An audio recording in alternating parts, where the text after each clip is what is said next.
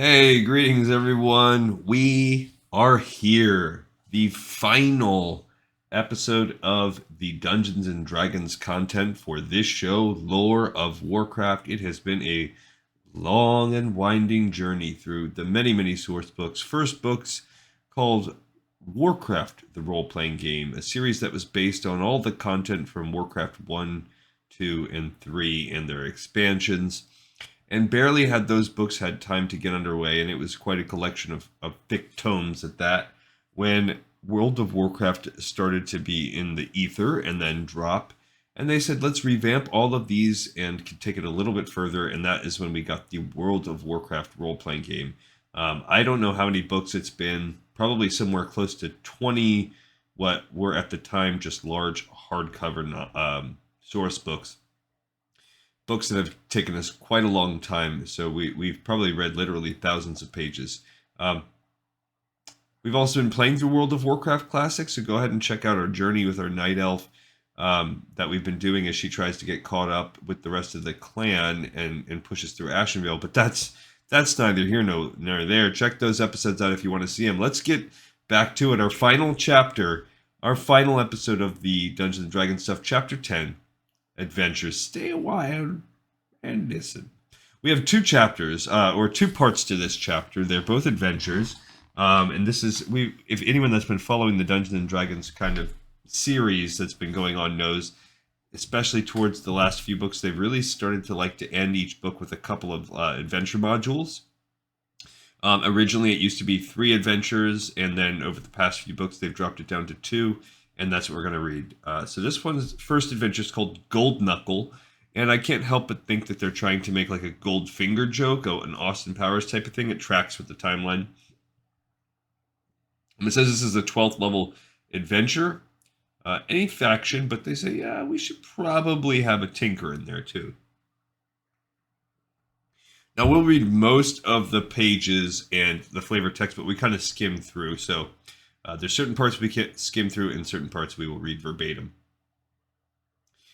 For most of his life, the goblin engineer Zykos Goldknuckle Gazo has been obsessed with mad schemes around technology. He believes technology can do anything. Like most goblins, the primary reason for his interest is the acquisition of wealth. Some years ago, he became convinced that he had discovered a technological key to unlimited riches. He spent most of his career struggling to refine his processes, meeting with failure every time. With each attempt, he has built larger and larger devices, hoping perhaps that a larger scale would permit success, and paying no heed to the increasing dangerousness and instability of his devices. Finally, Goldknuckle has decided that he has designed the proper specifications for the device that will make him wealthy beyond compare.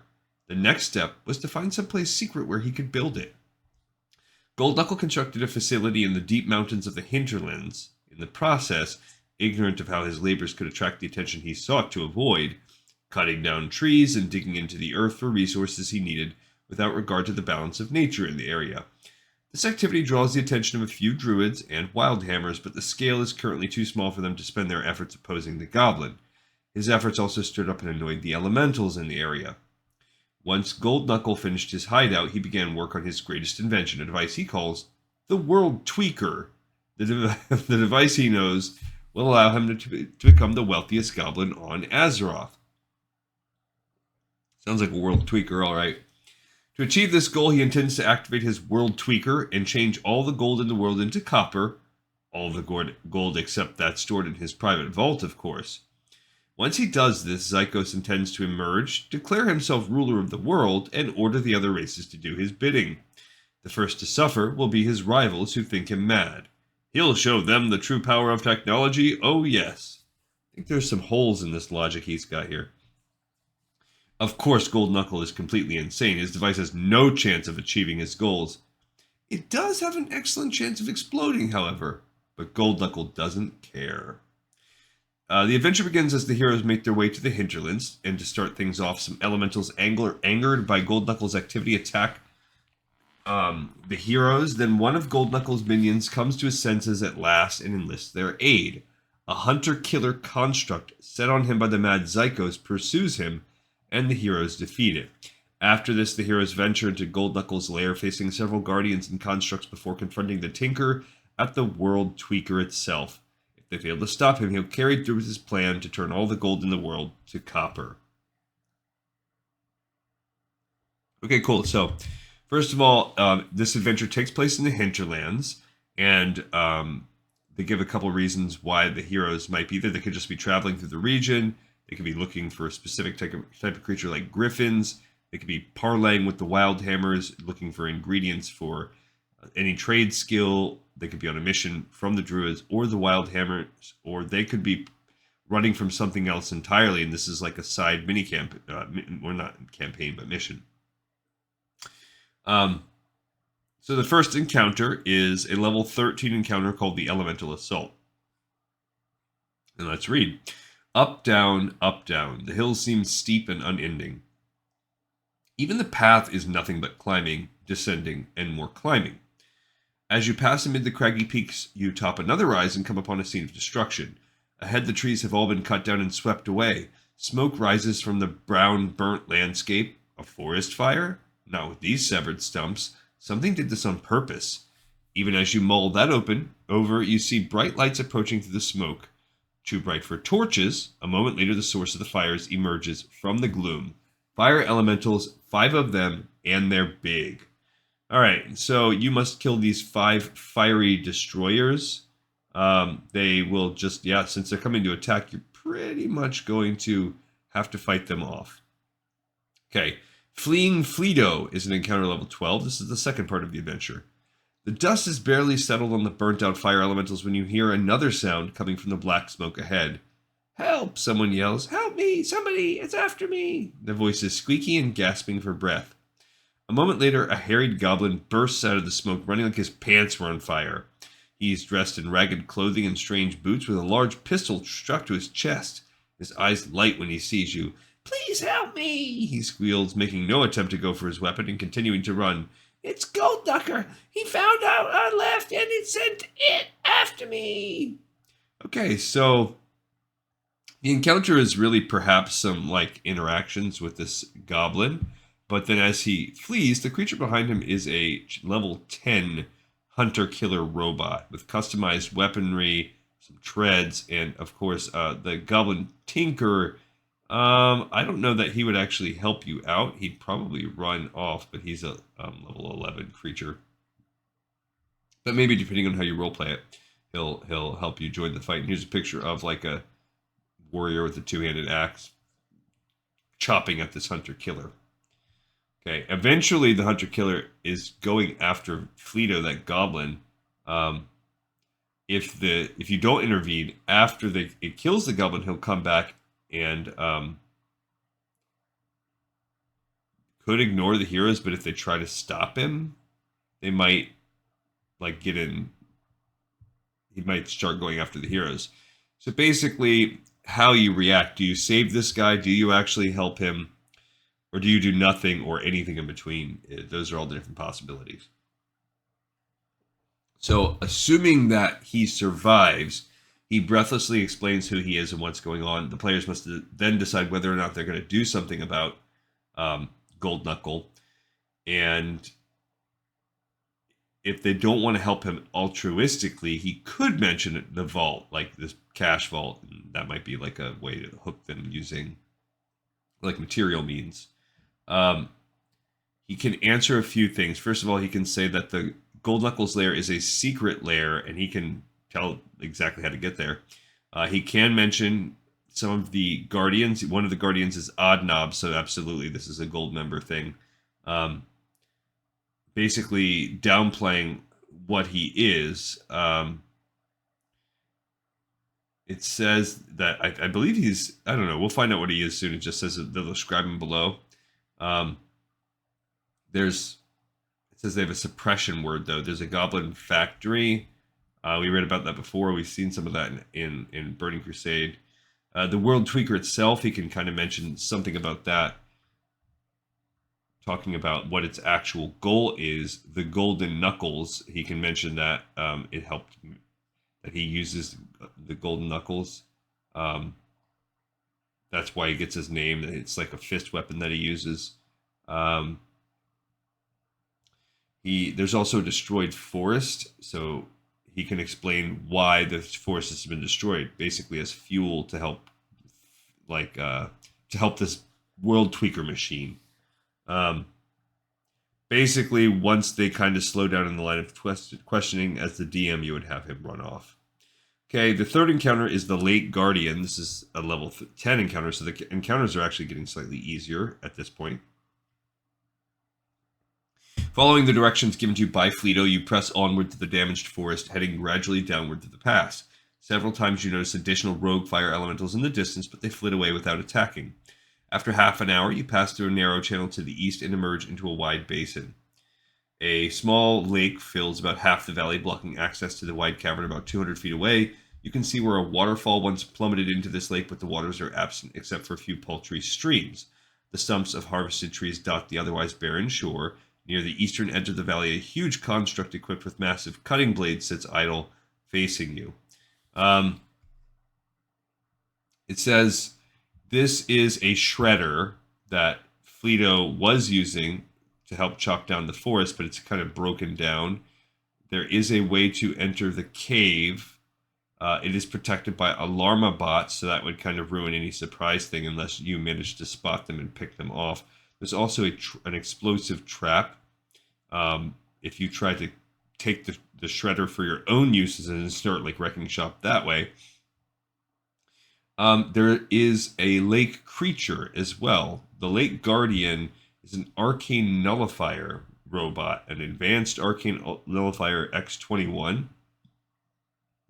It's waterproof and kind of hiding in the water. So if you do get close enough here to the Lake Guardian will lurch forward and attack. Here's a cool map of the area. So basically, you get to this valley. That's the broken trapped shredder. And if you start trying to work your way around, you will have to fight your way through this lake valley. Yeah, you're this Lake Guardian. It will pursue anyone. If you beat it or somehow disarm it and get past the alarma bots with or without setting them off, now you'll be at the secret lair, which is this like 6-room dungeon that we'll have to get through here. Okay, so once you've dealt with the alarm bots, the Lake Guardian, all that stuff, you're now at the secret lair. It's behind a waterfall, and the walls are just logs kind of stacked up from what he's dug in the ground. So that's basically where a lot of these logs have been used and come from. And it's just filled with the leader, Zycos, Gold Knuckle himself, and all the minions. And then there's just scattered engineering supplies laying all over the ground here and there. All right, so the first room is Area 1, the workshop. This is a level 10 room. Leaving the cave mouth behind, you travel down a corridor flanked by walls made up of logs and iron bindings. As you walk, your feet kick aside scattered screws and springs, as well as rusted bits from unknown devices. A door carved out of a solid ring confronts you, bound in steel. It's locked, but if you've already set the alarms off, the door's open because a pummel squad has already come out to come fight you. The pummel squad is another arcane nullifier and several crowd pummelers. Otherwise, it seems like you can kind of sneak your way through, and with sufficient stealth, you'll be okay. And it doesn't even really specify, it just says several crowd pummelers. Now, the crowd pummelers will just bull rush and bash and try to fight their way in. You can look around the room for some loot, like some potions and some masterwork tech parts. Room 2 is a very easy level. It's just called Gold Knuckles Quarters. If you look right here, it's kind of off to that side. It's only a level 4. The short corridor ends at another door made of wood, but this one is bound in gold, not steel. A massive, complex lock dangles from the handle. So the only difficulty comes from the lock itself and the fact that the lock is trapped with an acid trap. If you, either way, one way or another, if you get into the room, it says these quarters are festooned with gold filigree, ugly trinkets, and other tacky decorations that only a goblin could love. A bed in the corner is lined with gold-colored sheets and pillowcases, and even the chamber pot is inlaid with gold. There's so many different statuettes, gaudy jewelry, inlaid frames, solid gold writing, tools, technological parts, and other bits made of gold that a treasure hunter would have difficulty knowing where to start cataloging the loot. They're saying for simplicity's sake, just do an appraise check. They don't even do that in D&D now. And they can basically take what they want, but they're going to have to figure out how to carry 1,400 pounds of gold. There is also a silent alarm trap. If you decide to go into this room, essentially, Gold Knuckle will now know you're here. So there goes the stealth factor. It's gone. Now, Area 3 up here is the factory room off to the side. You're going to have to go through here if you want to continue through the dungeon. It can be considered a level 10 encounter or higher. The door to the room slides open as you approach. Ahead, you see an open chamber containing something like a large gear-encrusted shack. Surrounding this are a number of goblin-shaped constructs carrying spears. As soon as the door opens, these lurch toward you, swinging their crude weapons wildly. A cackling laugh sounds within the shack, which grinds into activity, chugging and groaning as steam vents from cooling towers. Another robotic goblin emerges, advancing in your direction. From inside the makeshift factory, you hear a mad goblin laugh. "Hold them off, my goblin warriors," he yells. "In just a few more minutes, I'll be the richest goblin in the world. Intrepid adventurers, do I expect you to defeat me? No, I expect you to die." Okay, so by this point, no matter what, by the time you reach here, stealth is over. You must fight your way through this goblin factory, and how long that takes you determines the challenge rating, because these clockwork goblins are going to keep churning out. We read about those on the last episode, or the last chapter 2 episodes ago. If they are fast enough, he's still gearing up into his tech seat when you get there. So there's a benefit of getting through this room fast enough, getting through the goblins and shutting down the machine. Now, before you go in this room, Area 4, if you look here, if you just had gone straight ahead, this would allow you to sort of, it's like almost like a back door into the complex. It's called the Crusher. A noticeable grinding sound comes from beyond the door. The noise is persistent and loud. The lock on this door bounces from the vibrations. This room originally was a crusher grinder that chopped up all the logs and stuff, but it's over. So if the door from the outside is disturbed in any way, the floor in front of it collapses, and you're basically in a giant crushing trap, almost like the garbage pit in Star Wars. However, there are a bunch of rubble, and if you do make it through, you can kind of dig through, and there's a +2 light base you could find in there. All right, if you make it through the factory, there is the main room, which is the World Tweaker itself. The challenge rating 13, basically the boss fight of this adventure. As you approach this room, you can feel something in the air, a palpable sensation that something is wrong. The atmosphere seems charged, as if a lightning bolt were about to strike. The hairs on your body stand on end. The doors opens ahead of you. Inside the chamber beyond, a huge machine hums with activity. Nearby, a tethered helmet connects a goblin to the device. The goblin's skin looks to be made of gold, and he wears gold chain armor. A large goblin-shaped construct stands before him, dressed in a tuxedo and holding 2 black discs in massively clawed hands. To the goblin's side stand 4 clockwork goblins, each larger than the ones you encountered before and far more dangerous looking. "You're here!" laughs the armored goblin. "You can witness my greatest triumph. With my World Tweaker, I'll become the richest person on all of Azeroth. Ha ha ha!" Okay, so depending on how long you took, depends on if he's fully geared up, if it's hooked up, and has the machine been running. It will take 5 rounds for him to start the machine. So once you got to the factory, you essentially on a 5-round countdown to see if you can get to him and cause him to restart his 5-round count. He does yell and laugh as he plays, and if he is killed, he will say, "No, I was so close." Blah. So you could possibly attack his tether and basically sever him from his machine. that could hurt things too and make him really have to stop what he's doing. His odd knob is his large butler construct, so that's kind of funny. And he has tougher clockwork goblins, 4 of them. There's also he himself, Gold Knuckle, who's a level 12 goblin male tinker. And they give all those stat blocks. He has got some traits like Will of the Mad, so he gets extra willpower. Not quite all there. He has extra hit points, and he's immune to some spells. He will shoot rockets at everyone. Our Odd Knob will shoot rockets, and unless you get in melee range with the Master, then he just will mindlessly charge and go all out against whoever attacks him. And finally, you get through all that. At the end, you have access to Gold Knuckle's vault. The door opens on a tiny chamber, and the floor is covered in a heavy steel trapdoor with a mighty gold inlaid lock. If you can bust open this super mega lock, there's 25,000 GP inside. Wow. Okay, so if the heroes defeat Gold Knuckle before he sends or finishes activating his machine, they now have access to a world tweaker. Supposedly it can do anything.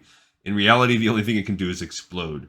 It's unstable, and if anyone does try to use it, or if they hang around for more than an hour, it will blow apart. And as catastrophic as you, the DM, want to make that happen. You should give him at least a one round warning. Gold Knuckle himself, though, if he does satisfy all the requirements and actually sets it off, you'll get 1 round to run away, but he will not run away because he wants to fiendishly repair his baby until the bitter end. They will take a 100 in a 100-foot radius of 10d6, so like basically a strong fireball. He will laugh with glee as he issues the tweaking command. It will shoot light out everywhere, and nothing really will happen.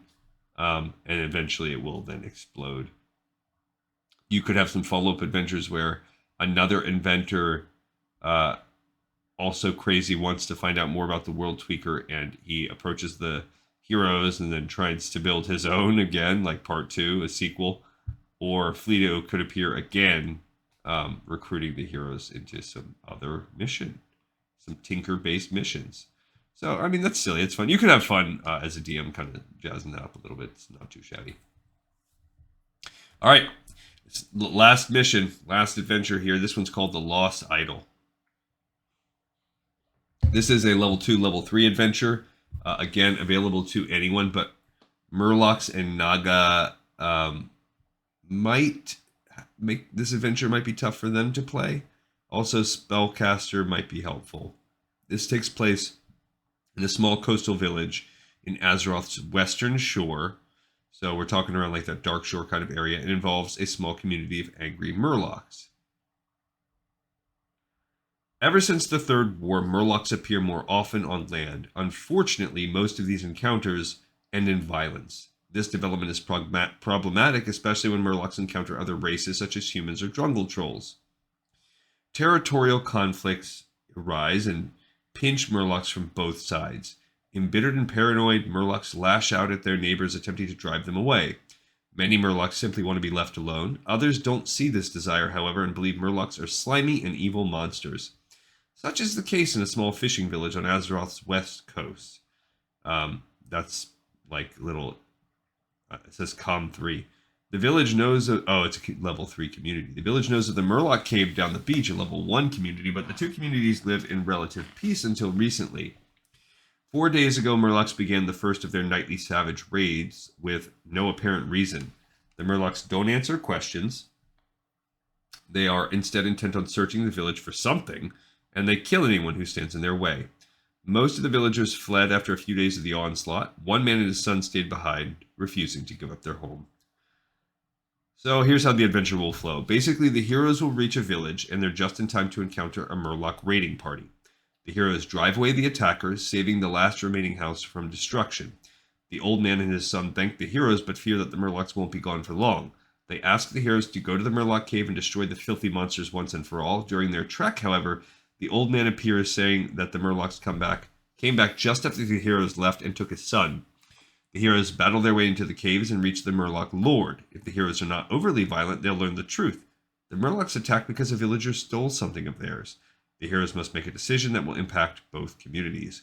Okay, so this adventure will begin in the village at night, and they could be there because they heard about the Murlocs and they came to help. They were randomly traveling, looking for treasure, adventure. They're wandering around. They are from the village. They are commissioned to go exterminate Murlocs and then encounter the village while doing so. They somehow uncover a clue, like from a previous adventure, where one of the heroes is a Murloc from the Murloc community, and he comes from that side to kind of help out. But that makes it difficult. You'd have to change the role playing because for some reason you're helping the non-Murloc village against Murlocs, but you're a Murloc. All right. So, in the beginning, we will come upon the village at night. The darkness of the night is broken by a faint red glow over the hills. Smoke drifts lazily in the halo. And this is an encounter level 5. And they'll come upon the following Murloc raiders. The night is washed away by burned buildings. This village was already small, and fires are destroying what little is left. Ahead is a lone hut surrounded by Murlocs. The fishmen scream war chants and hack at the walls with spear hafts, attempting to get inside. A young man's face looks out from a window in horror. There are 4 level 1 Murloc raiders. They don't want to fight, so if half of them are killed, they will run away. They may initially be hostile, but they could even just be talked to, so this doesn't even have to be a combat encounter. Now, after the raid, an old man runs out of the house panting. His skin is taut but tanned like an old fisherman. He looks bad as if he's not eaten in days. As soon as he passes the door, he speaks rapidly. Oh, thank you, kind people, so much. Those devil fishermen raiding our poor village for a week now, killing and plundering. The other villagers fled, but old Alman ain't going nowhere, that's for sure. I beg of you, please, destroy the foul sea monsters and bring peace to our decimated village. A young voice calls to the old man, and Alman simply smiles. Forgive my manners. This is my grandson, Sal, and he gestures to a small tow-headed child. Come on, come in. I must reward you for saving our house. So he'll give them dinner, give them information on what he knows, like where their cave is, that it's a Murloc cave, and that they've been being attacked for about the past 4 days. You can also sort of kind of tell that something is not amiss. You're not getting the whole story. And he will let you stay there for the night if you want.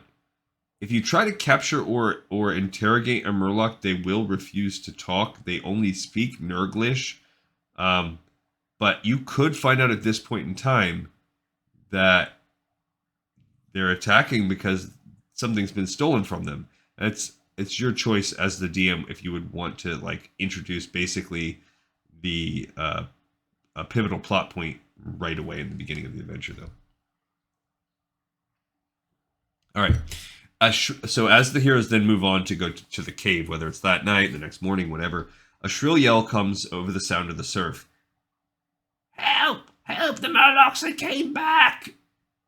The bastards took my grandson! You turn and see Alman out of breath stumbling down the beach towards you. Off in the distance, smoke plumes rise lazily in the morning light. So if they go back to his house, they find out that, yes, his house has been burned down and they took his son. So at this point in time, yeah, you are really pushed to go toward the cave. It says the old man and racism. They are thankful. The man and his grandson are so thankful for safety that they don't care if you're Horde Alliance or whatever. However, they will be racist against any Naga or Murlocs, and that will make this adventure harder if you choose to go that way. All right, and so at this point, you're going to be in this cave, which is the dungeon of the adventure. It's blocked by a coral gate. Other than that, it's just kind of like a flowing water cave. Any character that, because of the, well, I guess maybe traps or things we'll find ahead, or the tide or something that gets swept away, or if you're moving fast through the water because there's water flowing to some level throughout the cave, has a chance of being swept away, and they give some stat rules for that. If the heroes get suspicious during the encounter, they can make a secret spot check, and they would notice that the man this entire time is hiding something bulky in his clothes, which is a coral serpent type object. And then you could then try to get the truth out of it, which he will reveal that he stole this idol. And at that point, he would give it to you. The cave itself does have bad footing, and there's water throughout. So there's non-flowing water, there's flowing water. Also, because everything is really water-like, it makes it very hard to be invisible, because you're gonna be showing the water's gonna pool around your invisibility the whole time. The same kind of thing goes with stealth and detection, because so much of this has underwater elements to it. It's a little bit, it makes it easier to sneak around because it's murky water, but also it's a little bit different to sneak around in water.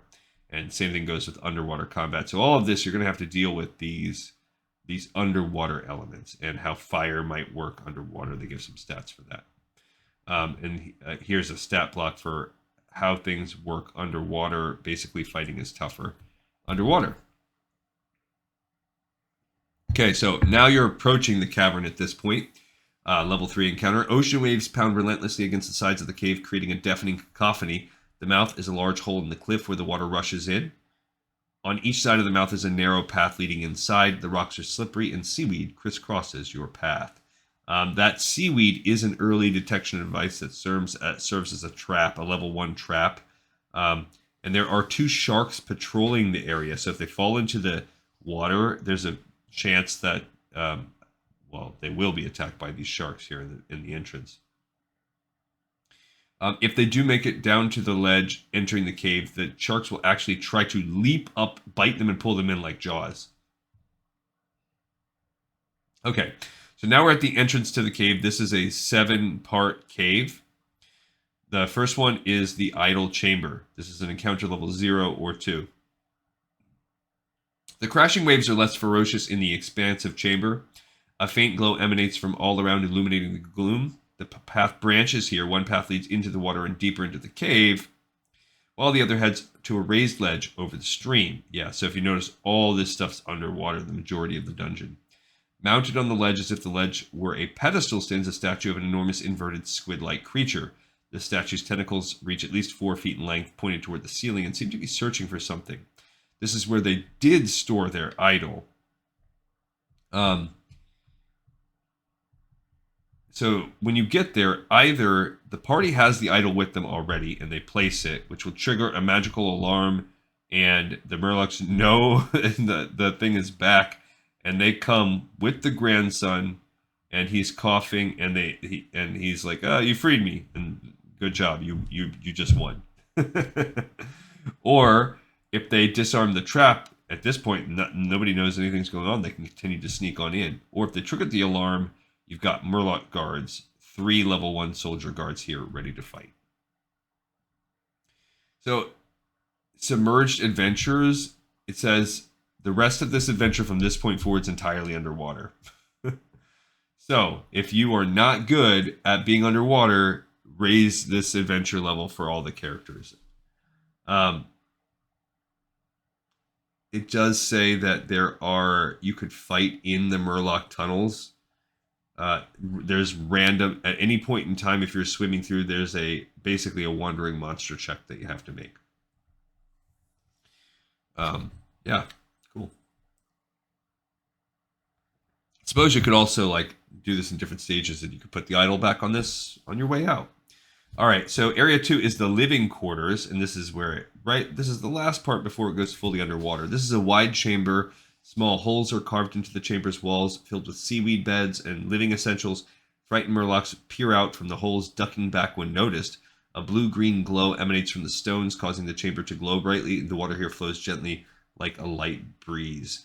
They use these chambers to sleep and rear their young. Most of the time it's empty, or there's just a few really old and really young Murlocs in there.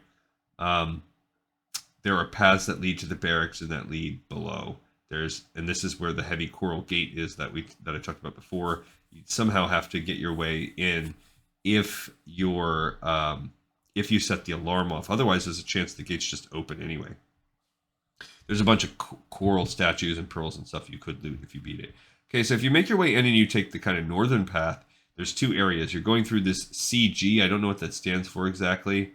But inside you have these next two areas. The first is the barracks. I don't know what they're talking about. CG. It says, oh, that's the coral gate. I see. So there's a separate coral gate blocking off each of these areas.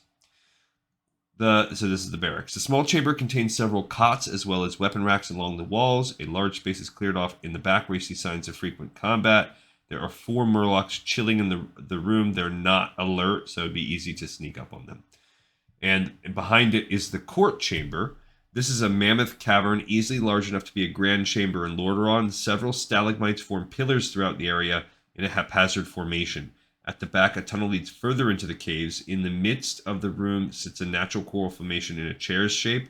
Sitting on the chair is a wizened murloc holding himself with an air of dignity and grace. 4 guards float around the old murloc. Off to the murloc's right, a coral cage holds Almond's grandson, looking frightened, but apparently undrowned.